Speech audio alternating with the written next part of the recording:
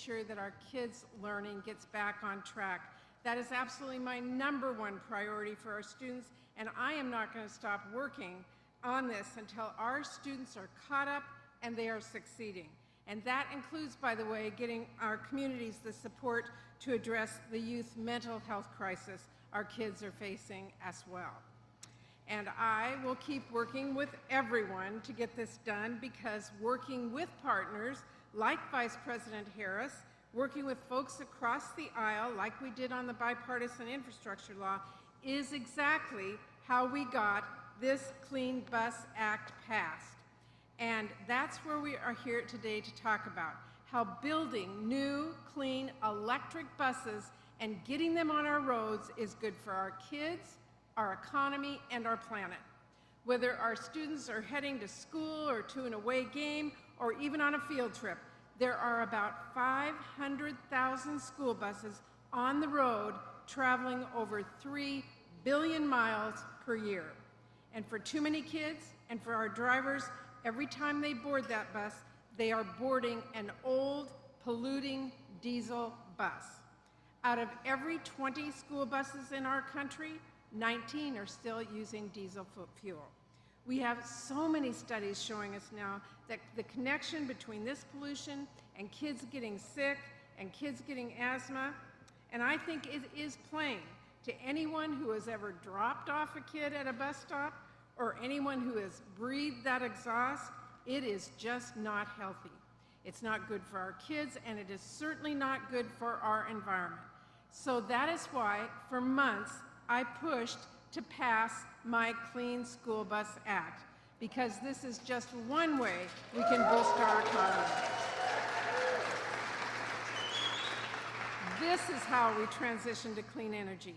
And by the way, we're going to be making those clean buses here in America, creating good paying jobs, all the while by promoting clean air and better health outcomes for our kids. It is a win-win-win. This bill has always meant a lot to me, and I know it does as well for Vice President Harris. She actually helped lead the charge when she was in the Senate. This was a common sense investment that we both understood everyone should be able to get behind. And together, we got this passed into the bipartisan infrastructure law. And by the way, I worked to make sure that these resources would get to kids from school districts that have the least resources to begin with, because that is an extremely important part of this. But we all know we still have a lot more to do to create a cleaner future and a sustainable zero-emission economy. The Inflation Reduction Act is really going to do a lot to help supercharge a clean energy economy right here in Washington State while lowering everyday energy costs. In that Inflation Reduction Act, we even established a new federal program to help electrify heavy-duty commercial vehicles as well. Because, like I said, when we think about how we shift to a clean energy economy, that transition has to happen economy-wide, and this is a great step that helps get us there.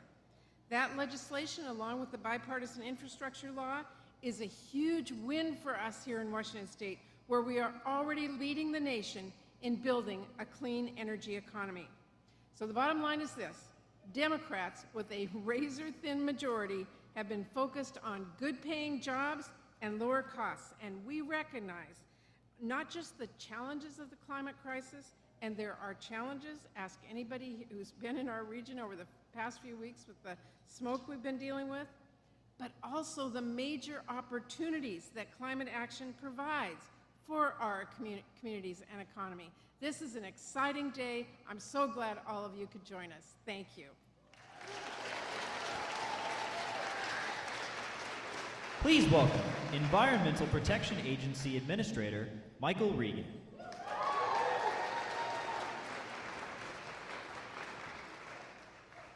Good morning, everyone. Such an honor to be here with you all, and I have to say that it's a great honor to be here with Vice President Harris. Vice President Harris has fought for cleaner and more equitable transportation throughout her career, and as always, we are so grateful for her leadership. Thank you, Madam Vice President, for all that you do to improve people's lives all across the country. Yes. Senator Murray, it's great to be with you. Thank you for your wonderful leadership, and thank you for helping us get this historic funding for these school buses. Governor Inslee, it's good to be with you in the great state of Washington. Thank you for your leadership on all things climate, sir. Really appreciate it. And Mayor Harrell, thank you for hosting us here in beautiful Seattle.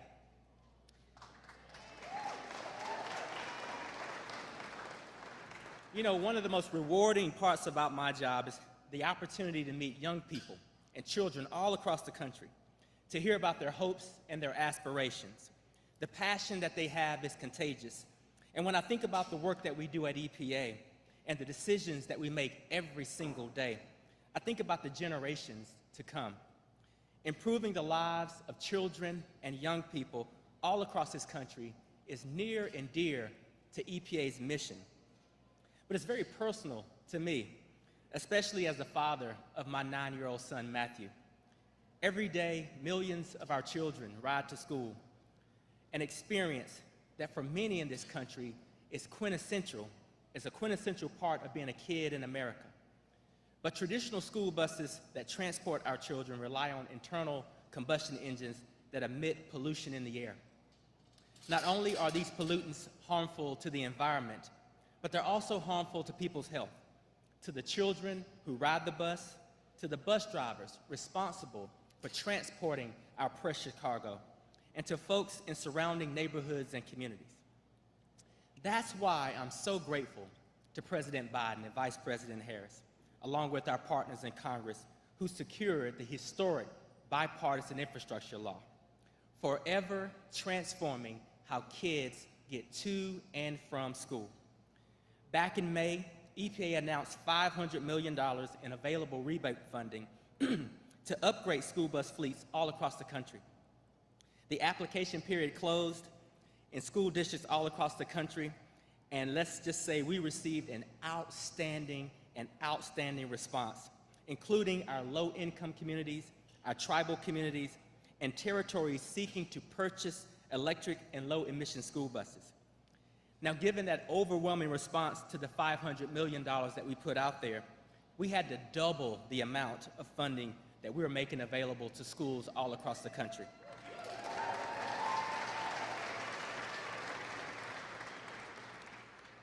That's close to $1 billion, billion with a B, $1 billion that we're going to reward to eligible school districts all across the country.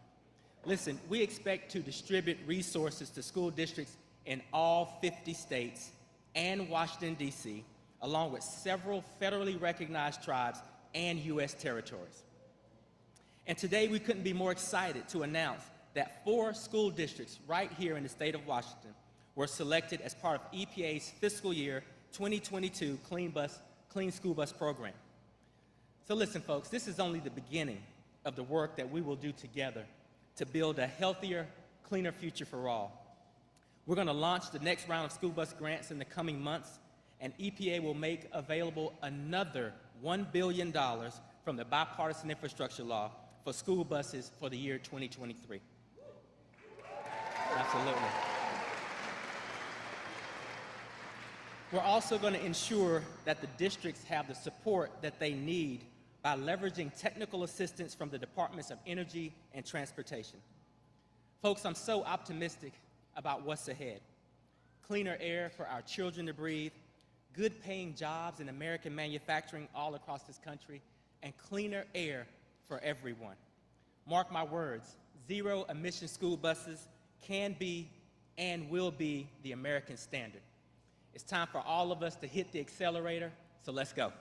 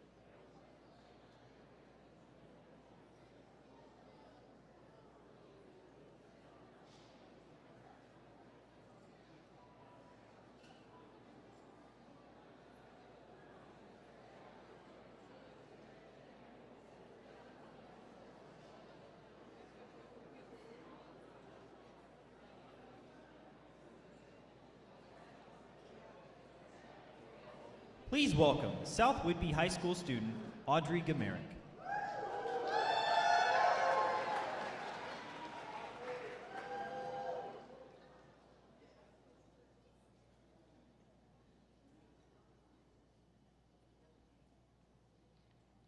Good morning, everyone. I'm Audrey Gamerick, a junior at South Whitby High School on Whidbey Island.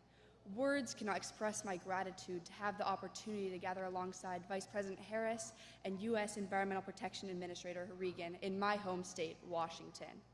I'm ecstatic to hear the recent news that my district, South Whidbey School District, was granted our very own electric school bus through the bipartisan infrastructure law, and I hope this is the first of many.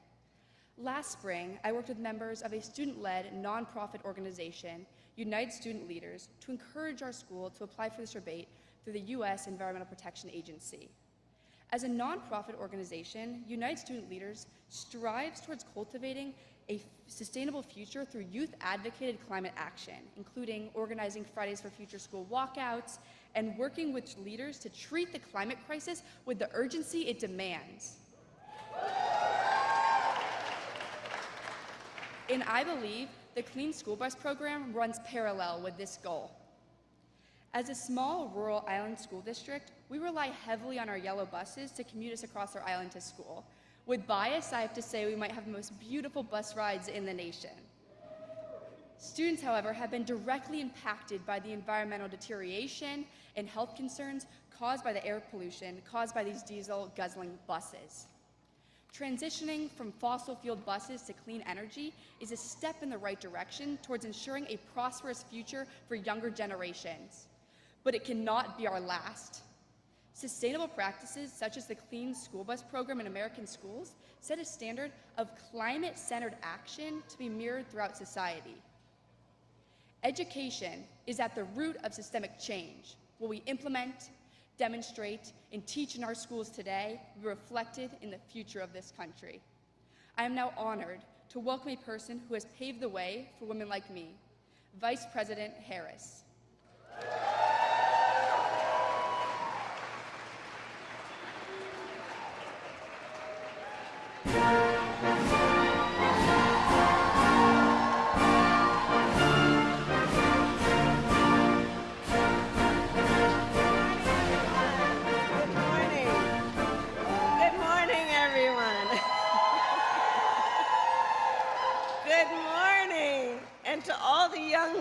Who are here, and the youngish leaders.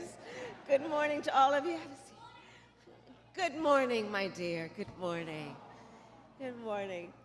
I'm here because of you, by the way. I'm here because of all of our young leaders who are here. It is you who has motivated the work that we are doing that is demonstrated by these beautiful yellow school buses. And so I'm just so happy to be with all of you, and to the governor, the senator, our administrator Regan, to all of you, thank you for your leadership. Mayor, thank you for the warm welcome. So here's the thing, who doesn't love a yellow school bus, right? Can you raise your hand if you love a yellow school bus, right? Just, there's something about and most of us, many of us went to school on the yellow school bus, right? And it's part of our experience growing up. It's part of a nostalgia and a memory of the excitement and joy of going to school, to be with your favorite teacher, to be with your best friends, and to learn. The school bus takes us there. And in America today, 25 million children a day go to school on the yellow school bus. 25 million children a day. And today, 95% of our school buses are fueled with diesel fuel, which contributes to very serious conditions that are about health and about the ability to learn. So when I think about what the experience should be for our children of going to school on the school bus, I think about the fact that it should be about maximizing that experience for them, understanding that this bus symbolizes so much about our collective investment in our future. Because of course it is about our investment in our children, in their health, and in their education. And in that way, our electric school bus program really does represent an intersection of all those points, on top of the importance of investing in domestic manufacturing. We all know when, during the height of the pandemic, we saw what it means when we don't have domestic manufacturing around the things that we need every day. It slows us down. We know that domestic manufacturing means that we can create jobs right here in the United States. And that by creating these jobs, because we are creating a new industry, we must also then think about what the jobs require, which is highly skilled labor, and what then that means in terms of investing in apprenticeship programs, investing in training programs to build the skills in America's workforce to do the work of growing this new industry, which is totally directed at benefiting our children. Those are the intersections. So that's why I'm so excited about these electric school buses. And when I think about what we have been able to do through the infrastructure law, what it means is that we have now invested, and that's the announcement today, $5 billion over the next 5 years.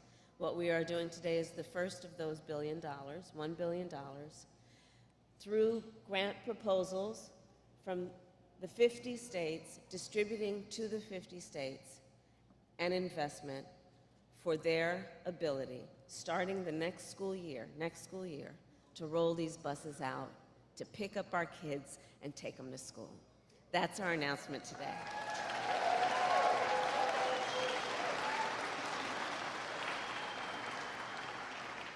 And these investments are going to go everywhere that our school buses go. It's going to be in urban communities. It's going to be in rural communities, tribal communities. It will be in all 50 states. And what it will also be is about understanding that when we think about our children right now, they have so much capacity. But when we think about how many of us, for example, have had to go to the emergency room because our child has asthma, right? How many of us have had to deal with the fact that when our children are exposed to pollutants, what that means in terms of their respiratory status, not to mention illness. These are some of the issues that we are going to address, which is not only about our children, but about our parents and what you must do to take care of your children on a daily basis. We are thinking about this in terms of yellow school buses being the largest form of mass transit in our country. Think about that. And we are thinking about it in terms of creating healthy learning environments for our children. So all of that is at play with what we are doing today. And I met with some of our young leaders this morning on our way here. And one of them said to me, I said, well, what is today about? And they said, saving our planet. Saving our planet. So the youngest of our children understand not only their power, but the importance to them of saving our planet. And I guess that's what brings it home in terms of the concluding point. We owe it to our children to right now take these issues very seriously. The clock is ticking loudly. We are witnessing around our country and around the world the effects of extreme climate. There is a direct correlation that, thankfully, as we progress as a nation, is not being debated, which is the correlation between all of that and human behaviors. And so what we are announcing today, and what we are as a community of friends and parents and leaders, what we're announcing today is a step forward in our nation's commitment to be a leader on these issues, to reduce greenhouse gas emissions, to invest in our economy, to invest in job creation, to invest in building the skills of America's workforce, all with, as that young leader this morning said to me, a goal of not only saving our children, but for them, saving our planet. I thank you all very much.